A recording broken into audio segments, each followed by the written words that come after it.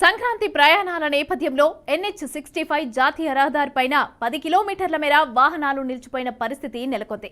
ఈ నేపథ్యంలోనే హైదరాబాద్ విజయవాడ జాతీయ రహదారిపైన భారీ ట్రాఫిక్ జామ్ నెలకొంది.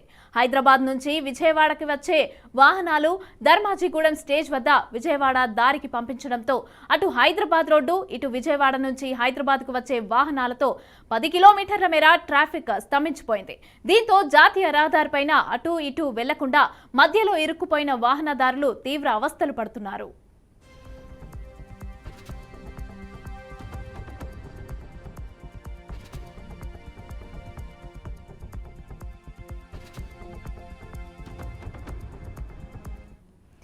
అటు ఎన్టీఆర్ జిల్లా నందిగామ పట్టణం వై జంక్షన్ బైపాస్ రోడ్లో ట్రాఫిక్ జామ్ అయింది. హైదరాబాద్ నుంచి విజయవాడ వస్తున్న వాహనాలు 65వ జాతీయ రహదారి ఫ్లైఓవర్ బ్రిడ్జ్ పైన భారీగా వాహనాలు నిలిచిపోయాయి. ఇక దాదాపు 3 కిలోమీటర్ల మేర వాహనాలు నిలిచిపోయాయి.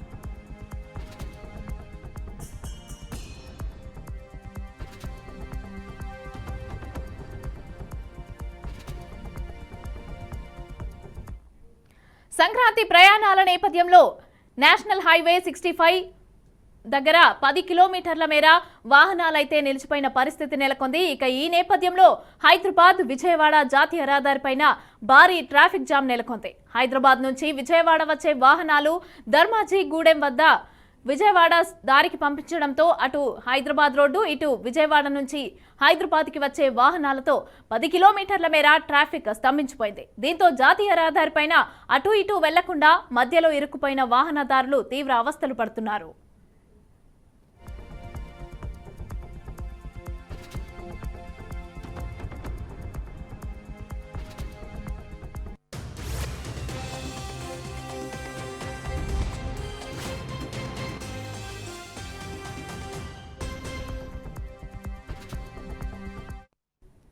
అటు ఎన్టీఆర్ జిల్లా నందిగామ పట్టణం వై జంక్షన్ బైపాస్ రోడ్లో భారీగా ట్రాఫిక్ జామ్ అయింది. హైదరాబాద్ నుంచి విజయవాడ వస్తున్న వాహనాలు 65వ జాతీయ రహదారి ఫ్లైఓవర్ బ్రిడ్జ్ పైన భారీగా నిలిచిపోయాయి. దాదాపు 3 కిలోమీటర్ల మేర వాహనాలు నిలిచిపోయాయి.